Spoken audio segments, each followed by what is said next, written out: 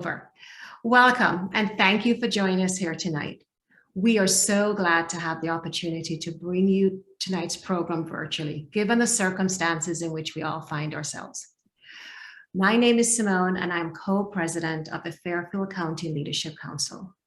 Our council was founded in 2017 to raise awareness for Save the Children located here in Fairfield, Connecticut.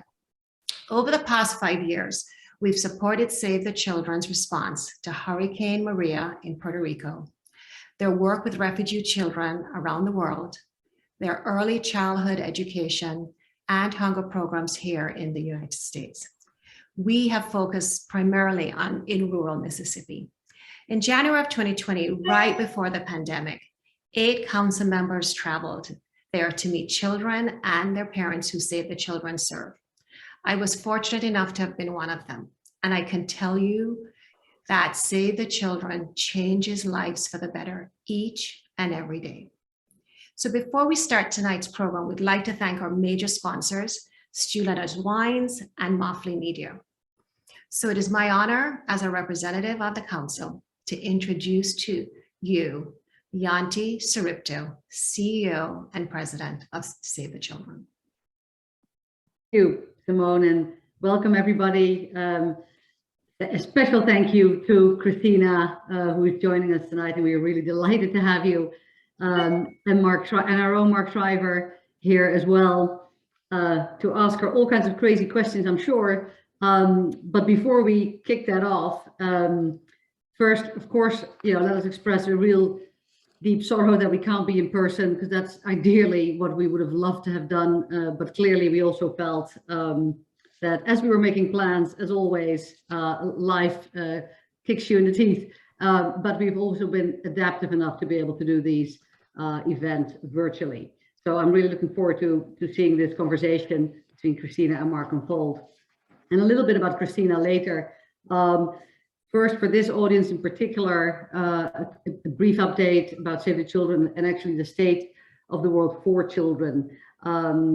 As you can imagine, and I'm sure you're no stranger to all of the news, the impact of a pandemic, increasing conflict, as well as the increasingly, I would say, negative impacts of climate change are impacting children all over the world. We're seeing hundreds of millions of kids still either out of school or grappling with the massive learning loss they have run into after almost 20 months out of school. I was literally looking this morning when Uganda celebrated the fact that schools reopened today, nearly 24 months after lockdown, the longest period in history, certainly of that country and probably worldwide, where kids haven't been able to go to school at all. 23 million kids are unvaccinated of the most basic and available vaccines for childhood diseases, measles, pneumonia, etc., because standard immunization campaigns were delayed, postponed, canceled altogether because of this pandemic, and because people in healthcare systems were distracted elsewhere. 45 million people are at risk now of acute famine. And we're seeing more invisible impacts as well. 2 million more girls expected to be married off before the age of 18 because their parents don't see them go to school, and they've lost their livelihoods as well. So all in all, in that sense, a very grim picture for kids due to the events over the last 2 years. Save the Children is responding everywhere, almost everywhere. I think we're currently, you sometimes lose count. I think we're currently responding to 66 emergencies in over 60 countries at the same time, alongside our normal longer-term development work. Clearly, over the past couple of months, as you will have seen, the situation in Afghanistan, on top of an earthquake in Haiti, and continuing, I would say, spiraling violence in Myanmar has occupied us, absolutely almost 24/7. I'm very pleased and proud to say that we're literally rebuilding our work in Afghanistan, province by province, county by county as we speak. We're literally hiring now people again and more so because we feel we have to do more for kids in a situation that's almost beyond belief, how difficult it is.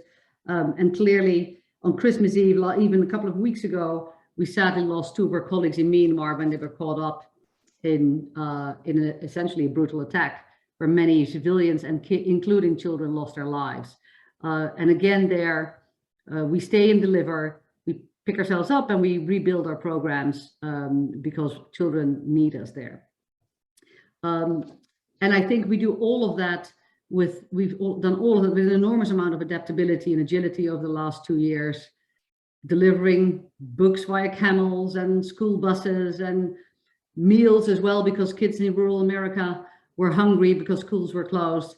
We've expanded our work both in the United States as well as worldwide, and we've done so under increasingly difficult circumstances, but with a lot of energy and I would say innovative spirit as well.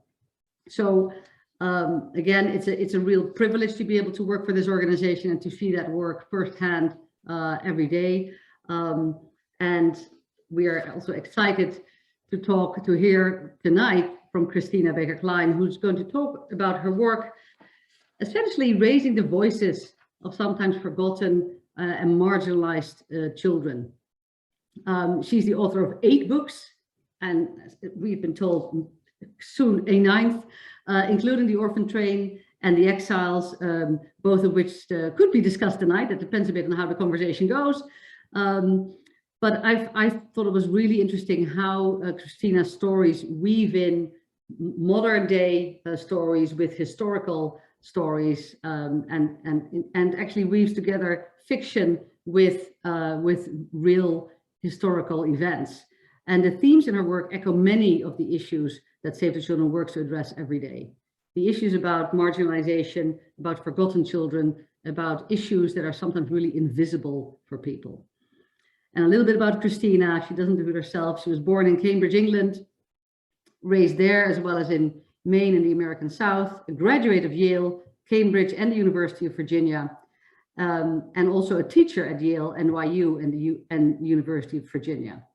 She's been the recipient of several Geraldine R. Dodge Foundation fellowships and a writer-in-residence fellowships at the Virginia Center for the Creative Arts. She lives in New York City, where she is today, and Southwest Harbor in Maine, with her husband and their 3 sons. And before I hand it over to Mark and Christina, I think we're watching a video first, right? And if Mary or Ada can put that up now.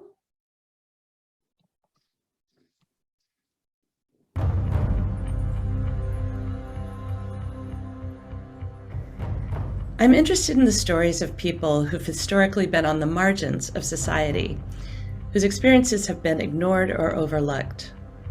Several years ago, when I read an article about British women who committed crimes of poverty and were exiled to Australia by the government, I knew I'd found the subject of my next novel. Diving into the research, I learned that an island called Van Diemen's Land, now Tasmania, was the primary British penal colony in Australia. About 40% of all convicts were sent there. You can see it in the bottom right-hand corner of this map. By the early 1800s, male convicts outnumbered females in Australia 9-1. The British government had a problem. They wanted to establish a thriving outpost, not just a prison settlement. So they began targeting women for transportation. The vast majority had committed petty crimes like stealing bread. Most had no prior convictions. Over the course of 50 years, more than 25,000 women in England, Ireland, Scotland, and Wales were exiled to the land beyond the seas, as British courts referred to Australia. Very few ever returned to their homelands. In the exiles, as in real life, the convict women sentenced to transportation first spent months in London's notorious Newgate prison. After a 4 to 6 month ocean voyage, those sent to Van Diemen's Land arrived in the capital town of Hobart. They were marched 4 miles to the edge of town to a prison workhouse called the Cascades Female Factory. This is also where the convict women in my novel end up. The crossing from England to Australia wasn't easy, and conditions in the female factories could be grim. But if the convicts were able to survive both, they had a rare opportunity to forge a new life in a land almost free of the rigid class strictures they had known.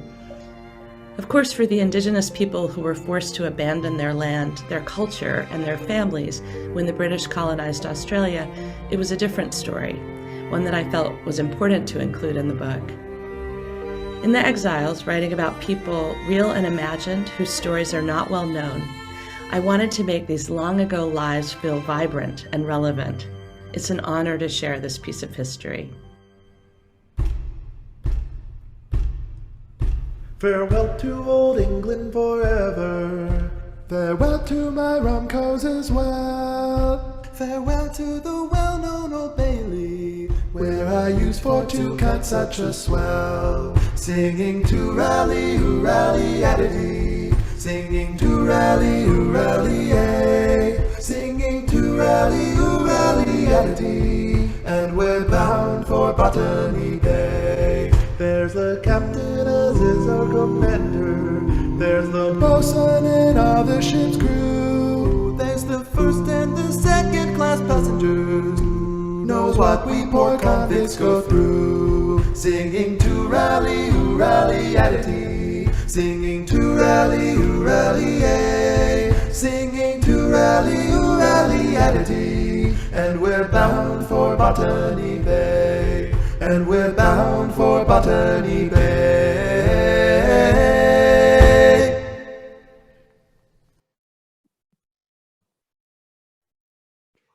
Christina, Mark. Shriver, can you hear me? Yes. Can I? Okay. Well, That was hello. fantastic. And those are your boys at the end? So let me just quickly explain. I should have done this before, but just because I'm sure people are like, what the heck was that? So when I wrote The Exiles, I created a 30-minute presentation, like 35, 40-minute presentation that I would give all over the country, as I did with Orphan Train, my novel that had a lot of historical research, and A Piece of the World, the novel after that. So it took a month. It took all this work.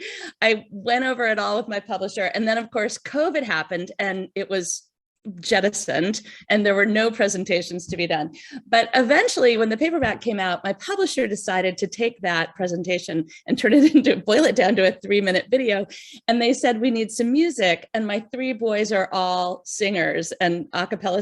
One of my sons was in the Whiffenpoofs at Yale, and the other 2 run their a cappella groups at Duke. And so they all sang it. They decided to do a sea shanty together, and it's the most popular sea shanty in Australia. So that was how that happened.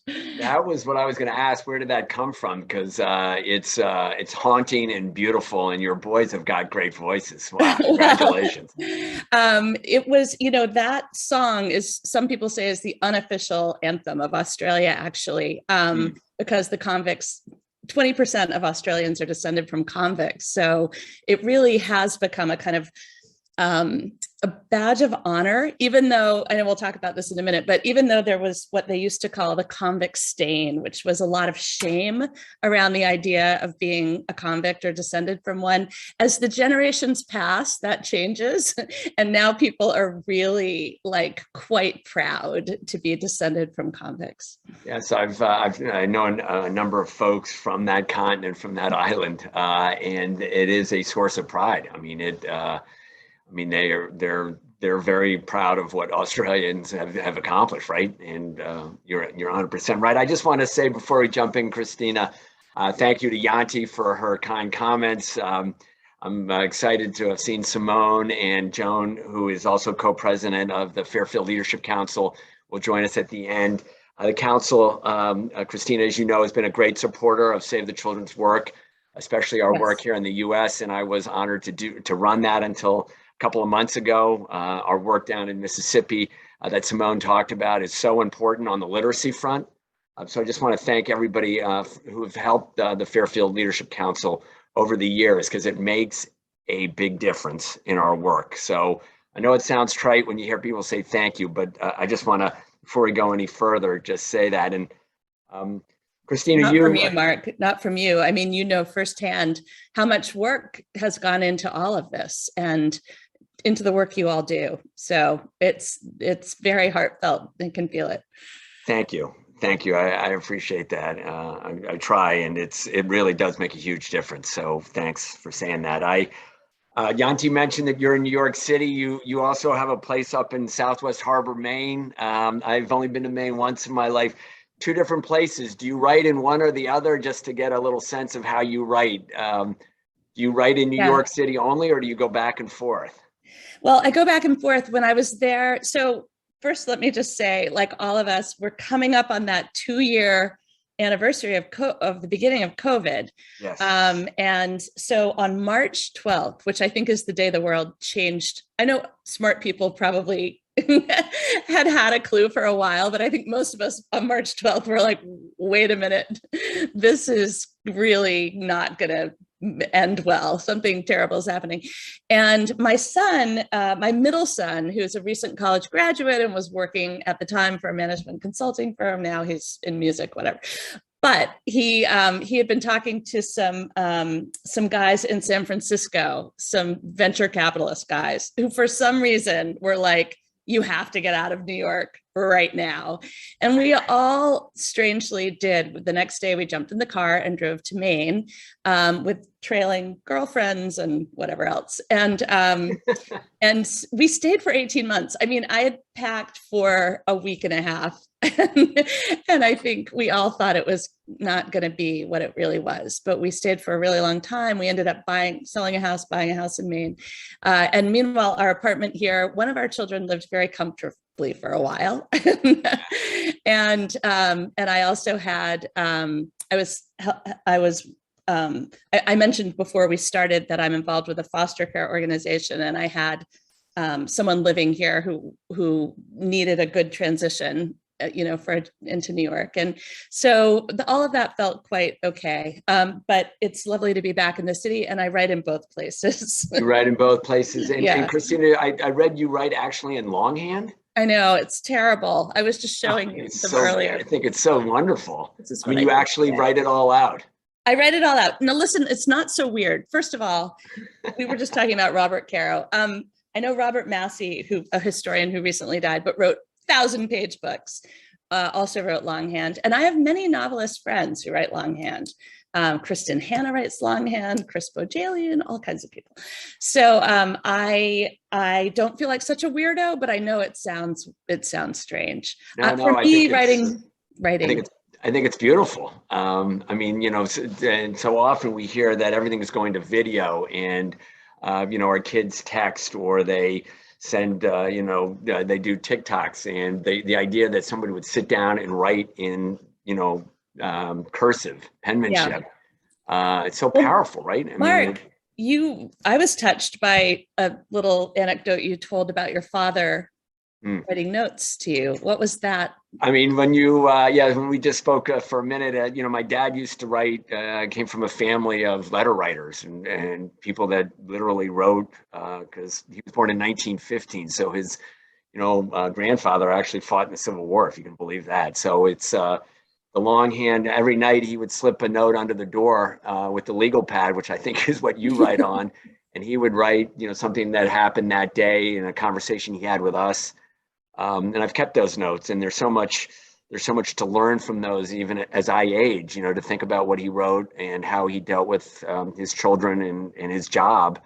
But you have that record, which you don't have on a TikTok, you don't have on Instagram, you don't have on a text that you send your kid that I love you. Yeah, right. If he actually writes it out and mails it to me when I was at Holy Cross College, I got a letter every day from the guy, literally. That's incredible. That's incredible. Well, did it inspire you with your own children?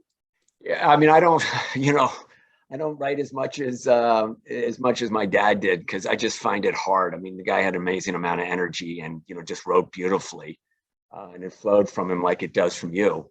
And I think, my kids save the ones that I've written them, but and I hope that means something to them. But I think that when you've got that record there and it's not on a computer is really powerful. So thank you for doing that and reminding us the importance of the written word. Well, thanks. I'm not sure my children appreciate it, but I just bought them personalized stationery cards for for this very purpose. So we'll see.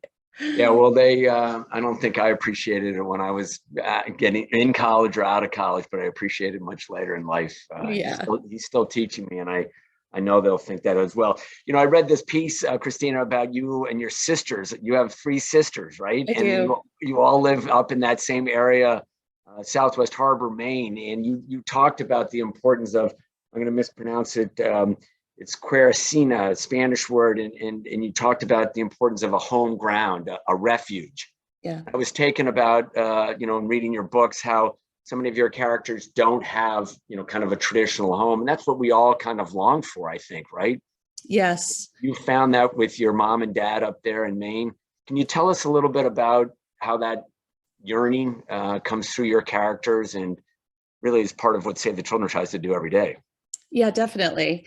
I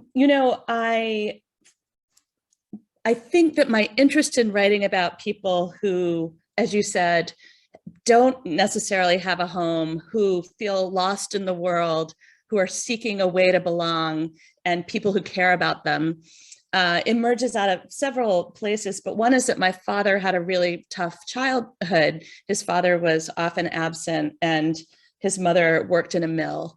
And he ended up being the first person not only to go to college, but to graduate from 8th grade. And then he became a college professor. He was a really bright man.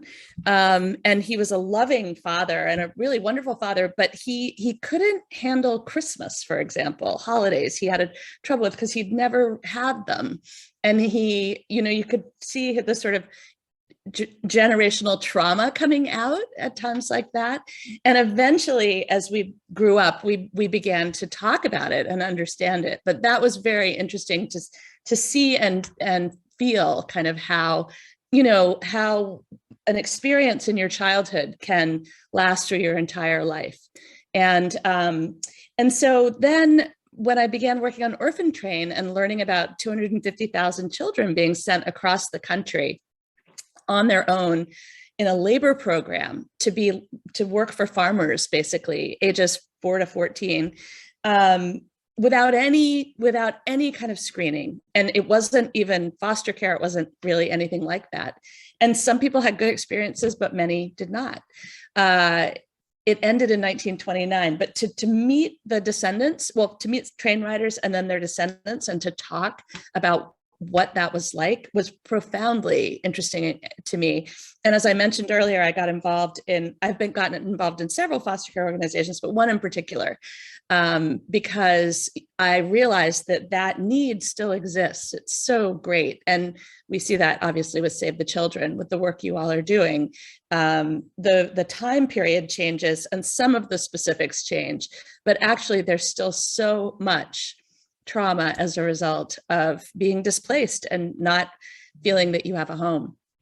Wow, you're giving me goosebumps. I mean, the talking about, and you talk about it in the video you just had about reaching out to people on the margins. It's what the great religions really do ask us to do, whatever your religion is. It's talking about trying to heal the world and going on to the margins and being with people in there. And you see that in your characters, right? You see that, but you balance this, and you use this word grim as well, with resilience and hope. Yes. How do you kind of do that in your head? Do you write that all out? Do you go back to page 10 and realize that a character didn't get enough, hope? Yeah. How does that work? Hope is really an important part, not only of books and of my books in particular, but of life. Without hope, things can be pretty bleak. If if you're stuck in a refugee camp, or if you are in foster care and you don't have a family who's, treating you well, or if you're on a boat and have nowhere to land. I mean, there are so many ways that resilience is important. And there was one question I was contemplating. I think you all might have sent out some possible questions. And I was thinking about the question of whether resilience is kind of part of who we are, or if it's something that you learn. Are you born with it? And I think that most people don't necessarily have to find out. I think when you're thrown into an extreme situation is when you learn about resilience. And I think people who are a little bit more privileged may create situations for themselves where they go on long camping trips or climb Kilimanjaro, or, have to do things that test their resolve, do the Appalachian Trail or whatever. But I think when you're really thrust up against a bleak kind of future, how do you keep going? And it's always easier to write about characters who have agency, who have forward motion, who sort of generally have a good spirit. But it's interesting to write about characters who question, who don't have that necessarily, and to see how you can get them to a place where they develop resilience. Because I think it's both. I think it's both. Some people are naturally more optimistic, but I think also until you're tested, you don't know what you have inside you.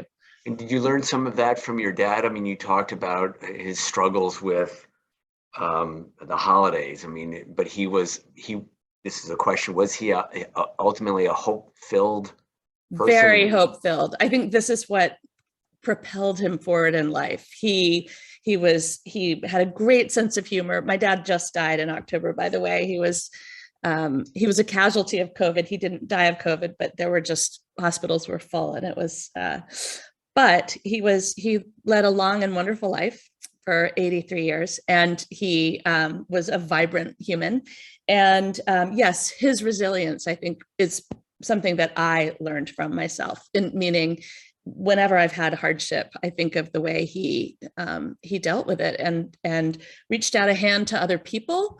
You talked about religion earlier. My father went to seminary in Wake Forest, North Carolina, before going into a PhD program, which he hadn't even known he could do. But he was going to be a minister, and he didn't. But that informed, I think, a lot of his world view and thinking. And even when eventually he sort of questioned religion, he came back to it. And in the end of his life, he was an Episcopalian, which he wasn't when he started. But that, some of the sea shanty that we just sang, but those kinds of hymns I grew up with hymns that had that sort of feeling in the house. And there's something very special about that, whether you consider yourself religious or not.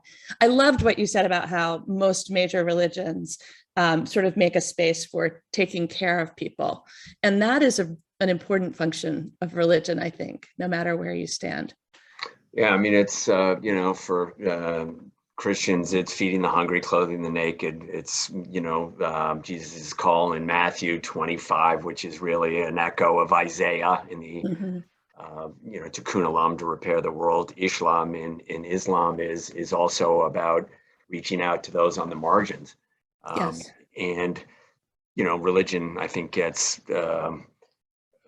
distorted by folks for their own political aims or their own power. And it's ultimately, it's the call to serve each other. And I think that's what you so beautifully bring out there. I saw a picture of your dad on a porch with the 4 daughters. Yeah. And I'm like, that guy has it going on. That just looked beautiful and felt like home there. It felt like a refuge for you. And I was just taken by the characters you have there in both books. In The Exiles,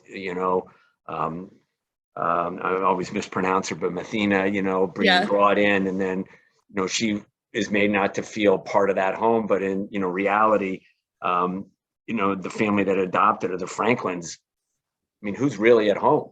Right. And what does that really mean? And how do you belong, I think are huge issues, especially, for our kids as they go. Well, anyways, it's a huge issue, right? It's a huge issue. Mark, do you mind if I ask you a question? Just while we're on this subject of sort of being taught how. No one's really interested in me, but go ahead. I would suspect they are. So as a parent, here's my question for you. Your family has such a tradition of giving back and of being in the communities and of philanthropy and of putting yourself out there for people in need. How do you pass that on to your children? How does that get passed from one generation to the next? That kind of imperative to do that. I think, look, I mean, you know, I wrote a book on my dad called The Good Man, because that's ultimately what I thought he was. And when I was finished, our then like 15 or 16-year-old daughter said to me, you know, at dinner one night, I'm going to write a book about you. And I said, oh, that's so sweet. You know, what are you going to call it? And she said, an okay dad. So whatever I say, just keep that, you know, perspective in mind. I mean, I think, look, my mom and dad got up every day and went to work because I don't think they really thought it was work.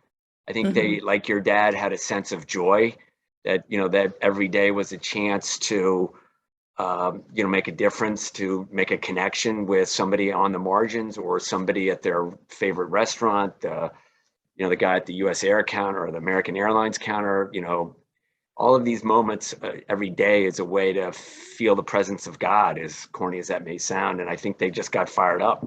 And, you know, my father and mom, you know, really didn't miss work.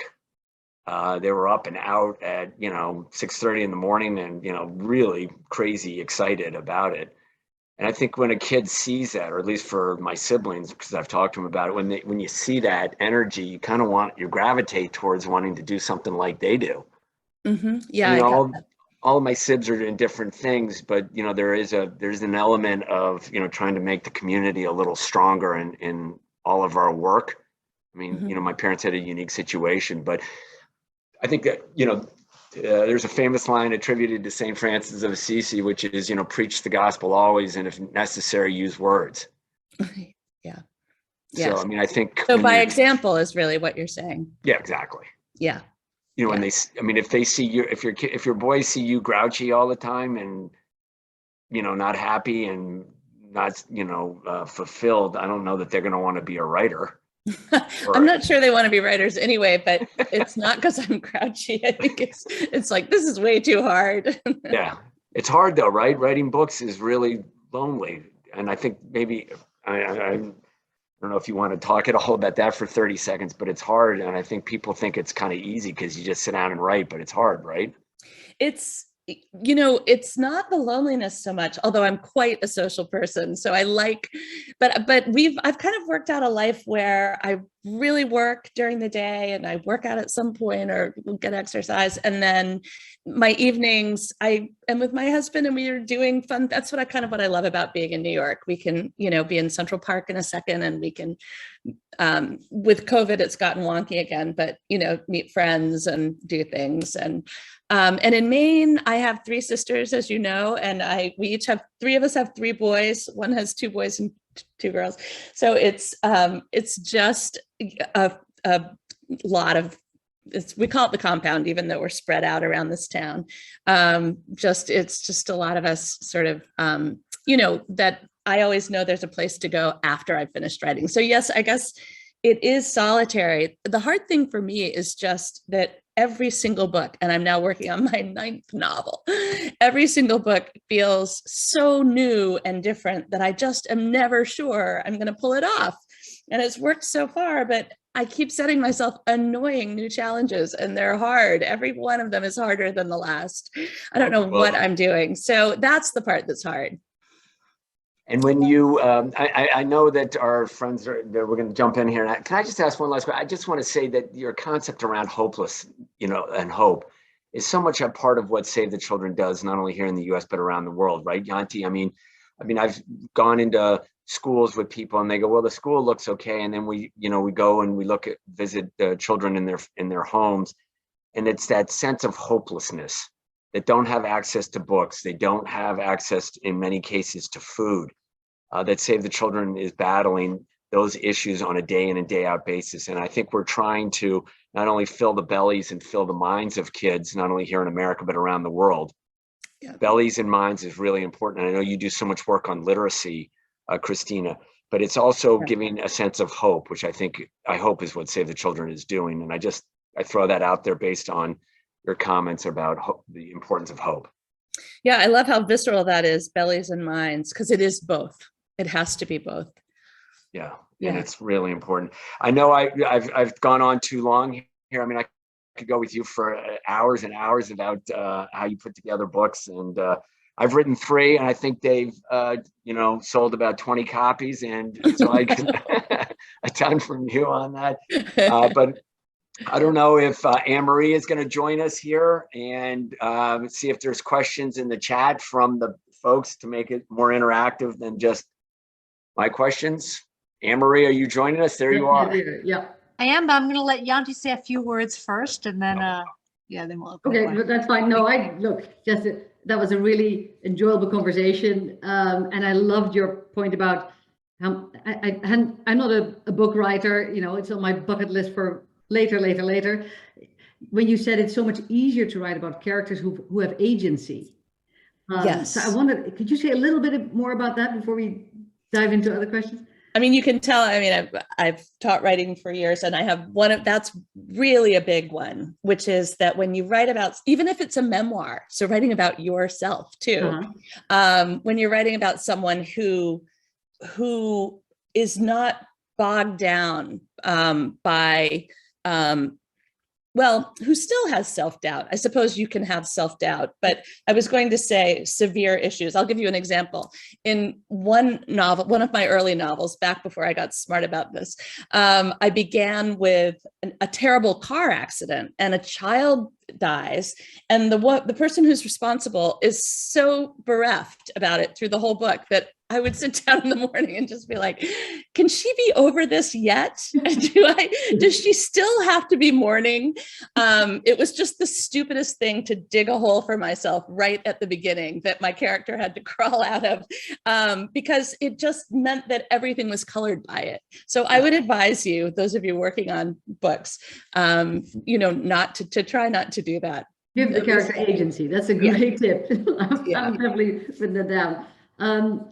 So, Anne-Marie, I really wanted to throw it open because I'm sure there'll be people who have questions. I see a couple coming into the chat.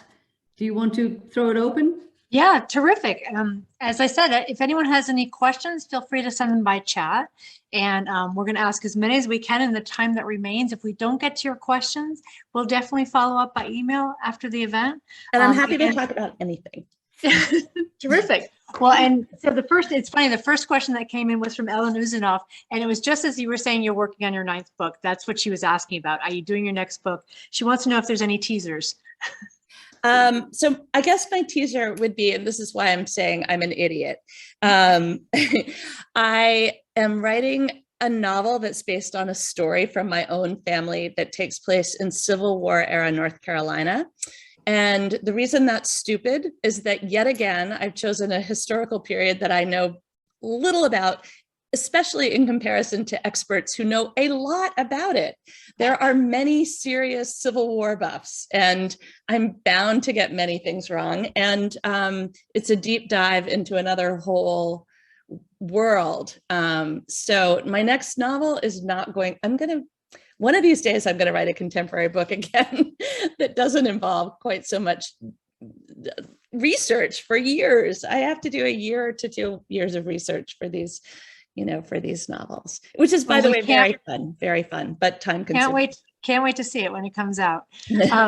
Another question came in, and forgive me if I mispronounce your name, Tanishka, asked, what made you want to become an author?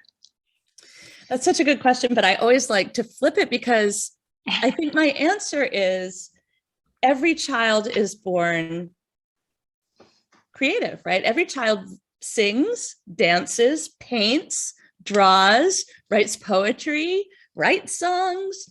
And the question I would ask is, why do most people stop? I just didn't stop. I just didn't stop doing that. And I think there are a number of reasons. And to get back to Save the Children and the bellies, minds thing, I think that if you are not in a secure place, it can be hard to be creative. And that's true for adults and it's true for children.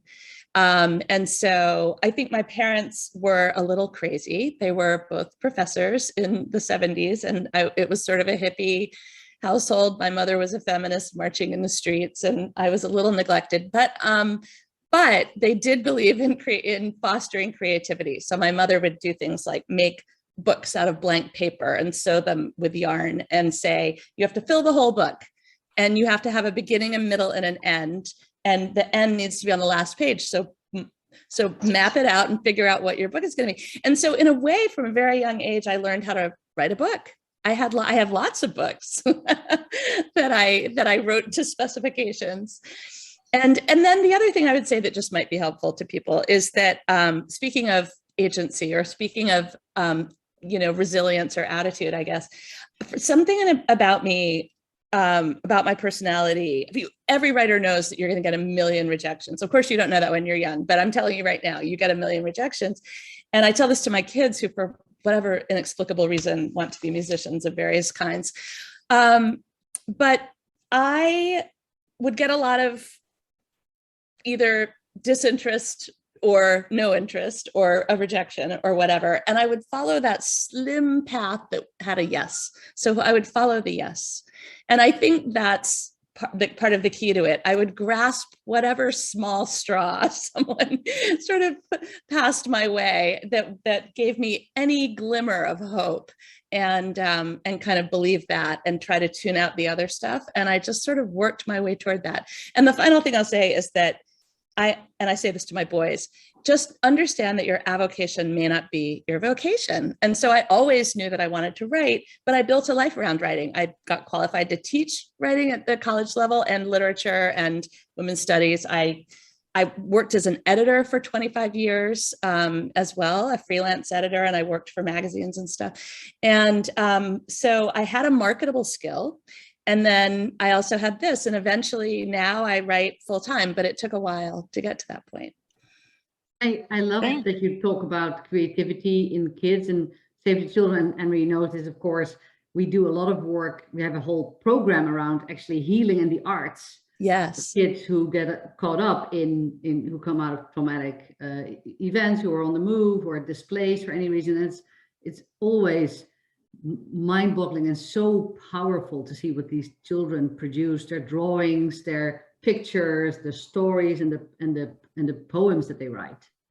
So I think there's a comment right now about exactly that. Do you mind if I just read it, Anne-Marie, where Barbara says, but creative activities can take a child to another realm where they can forget the bad things around them, if only for a while. Yes.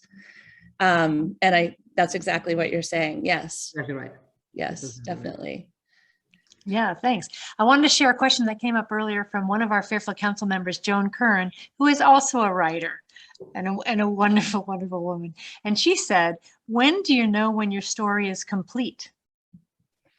It's really hard to know. I mean, I don't even know when I've published a book that my story is complete. And in fact, I'll tell you a quick story, which is that when I finished Orphan Train, so before Orphan Train, my biggest selling book had sold 35,000 copies, which, by the way, I thought was a lot. That seemed like a lot to me. I would have been happy to do that for the rest of my life. But then I had this book that just rolled in like a wave that no one was expecting and sold millions of copies. So I had all these people who had opinions about it. And so that was unusual also. So a lot of people had questions about this one thing that happened in Orphan Train. If you've read it, you'll know what I'm talking about.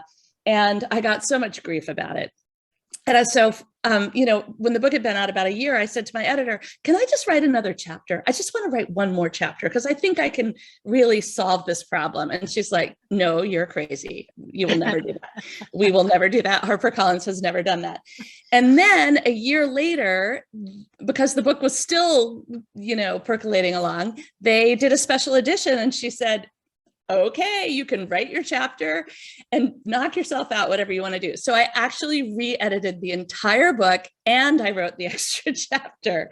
So my point is, don't give me that chance again, because I could go back in and re-edit the whole book. It's never over for me. At some point, it's like musical chairs. You just have to sit down and say it's over. But also having an editor, or I would say before, if you're at the pre-editor stage, having people or a good friend who can read it and help you, figure out when it really feels finished. Yeah, Thanks. It's hard to know. It's very hard to know. We have two related questions from Barbara Lenchek and also from Aaron that are kind of similar. What inspires you to choose a certain group of people to write about? Where do you hear about them? Where do you learn about them? What gets you started? You know, writing a book like The Exiles or Orphan Train or A Piece of the World, my last three books that all involved a lot of research, takes so much time they take years to kind of delve into that world. And I always end up getting, I don't know how this happens, but a woman in her 70s who's a world expert in the subject. This has been true for me in the last three books. And most recently, I stalked an Australian historian who has written 35 books, a lot of them about the convict women, a lot of them about John Franklin and Lady Jane Franklin. John Franklin was a real life Arctic explorer. And so I stalked her online. Her books weren't available in America, so I ordered them from her. And then I hunted her down. I went to Tasmania and we ended up having dinner every night. She took me to all the historical sites. Her lovely husband, James, made us English roast beast for dinner. And my sister was with me. And then next time I went, my husband was there too. And we're very good friends now. But that kind of sort of absorption is what you need, I think, to write a novel like this. So my point in answering that question is, I have to be really sure that it's big enough and interesting enough for me to want to devote, 3 years of my life to it, 2 to 3 years of my life at least. So I have a way of telling, which is just that I get a tingle. I get a real sort of, when it's a big enough subject and I don't even necessarily know why, I get this feeling and I can't quite explain it. But now what I understand is that it's usually because a series of pieces from my past have all converged in a way that I never would have anticipated. So just to give you an example with The Exiles, I was a Rotary Fellow in my, I read a New York Times article that Lisa Belkin did. She used to have a column called Motherlode. She was an editor there. So I read this piece about the convict women. She was really doing a sort of like, aren't we lucky that we don't have to raise our children on convict ships? I mean, she was sort of comparing modern parenting to this. But I was completely taken with it. And I realized later I had been a Rotary Fellow in my 20s, 6 weeks to Australia. I taught in 2 women's prisons, most recently the only all-female prison in the state of New Jersey. I taught memoir writing, and it was profoundly important to me. And I did a book many years ago with my mother, a nonfiction book on feminism and how and if it's passed from one generation to the next. And we interviewed over 60 women. So which sort of taught me the importance of women telling their stories. And I think all of those things came together to lead me to The Exiles, although I didn't know it at the time. Great. That was very long, sorry. No, it's terrific. I love it. Tanishka had another great question. Is there a specific moment in your life when you said, I want to be an author?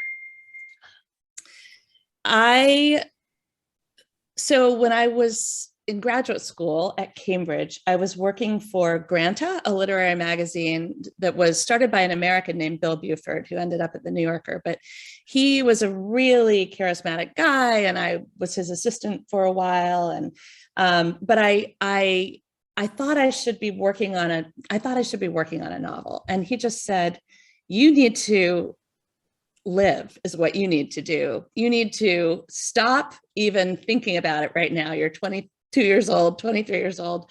And if you don't have material in the bank, if you don't start gathering material and living life and not worrying about writing right now, you're not going to have anything to write about later." I mean, he was just very sort of freeing in that way. And I actually give that advice to 22-year-olds today who are very worried and anxious about, who want to be writers and want to get started. But I traveled everywhere on a shoestring, and I did just sort of throw myself into living. And I also just read for 2 years because I was there doing a master's in literature and in England, and that period actually was formative. I read all the foundational stuff that I still, Anna Karenina for the first time, Middlemarch for the first time, all those sort of huge 19th century books. And I traveled and I absorbed. And I think that was really important. So the question was about, I guess, when I first wrote. And then I had student loans. My parents were not paying for anything. I had to pay back the government. So what did I do? I went back to grad school. I had a fellowship and I wrote a novel instead of writing short stories. I just was very focused in an MFA program, and I just came out of it with a draft of a novel. So I wanted to write, but I think it was great advice to just put it aside for a while and live. I want to jump back to, go ahead, Mark, go ahead. Go ahead, Anne-Marie, go ahead. There's one more question I didn't want to miss. It was from Joanne Jepson, who you may know. She's also part of our Fairfield Council. Yeah. And she wants to know, how did you decide each character's fate in The Exiles? Oh, that's a good question, because there's another, I get lots of letters about that too.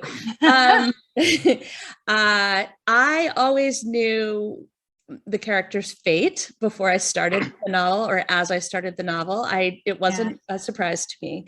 And I envisioned the novel as a passing of the baton from one person to the next. And in that passing of the baton, so you start with a governess who is like, a British governess you would read about in a 19th century novel. Essentially, she's raised by her father, who's a vicar. She has no life skills. She only knows how to read and think about literature and poetry. And he dies and leaves her with little alternative but to become a governess for a wealthy family in London. And she does, but she doesn't really have life skills. She does, however, as I said, love to read, and she enjoys life, of course. And she gets sort of framed and ends up on a convict ship, and it's like nothing she's ever seen.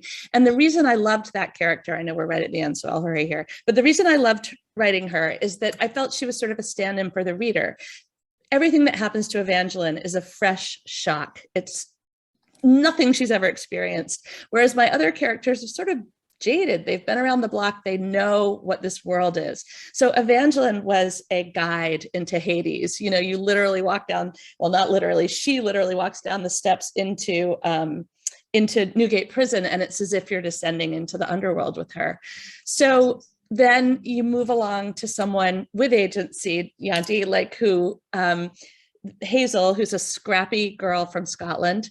And she does the next part, and then the next is the next generation. So it felt from the beginning that was how it would work.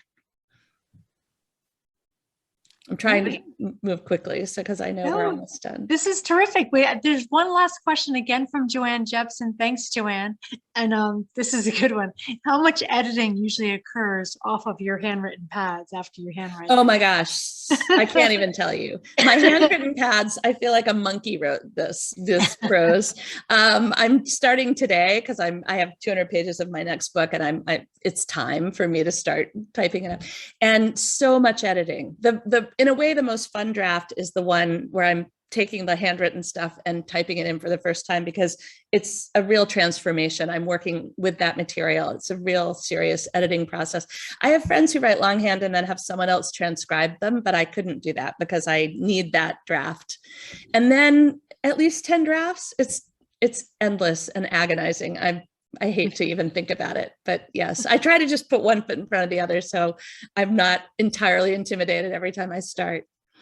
Well, I'm sure I'm not alone in saying I cannot wait until your next book comes out. Can't wait to see it. Well, thank you. Thanks so much. I want at this moment, we're unfortunately running out of time. I wanted to pass the mic over to Joan Panagos, our other co-president. Thanks, Joan. Thank you all for joining us tonight. Again, as she mentioned, I'm Joan Panagos, and I'm the co-president along with Simone Hewitt. We are so proud to represent Save the Children. They are an incredible organization who looks out for the forgotten, just like many of the characters in the books we discussed tonight. Right here in the US, there is a great need, even though sometimes it can be hard to see it in our day-to-day lives. Over 30 million children in this country rely on free or reduced lunch at school for some or all of their nutritional needs. And millions more are struggling to catch up academically after the disruption to in-school learning caused by the pandemic. Save the Children is working in remote, under-resourced communities across 10 states, making sure that families have food on the table and that kids have the resources they need to succeed in school.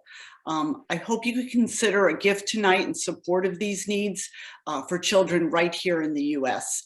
If you look in the chat, there's an email address. I apologize, the link wasn't working for some reason. So if you email Mary, she will send you the link and you can make a donation if you would like. Thank you very much for joining us for this wonderful evening. And we hope to see you again at another event. Thank you. In person, maybe, right? Yeah, hopefully in person. We're crossing our fingers. Thanks so much. Thank you, Christina. Thank you. Thank you, everyone. Thank you, Christina. Thank you so much for having me. Yay. Save the Great. children. Wonderful.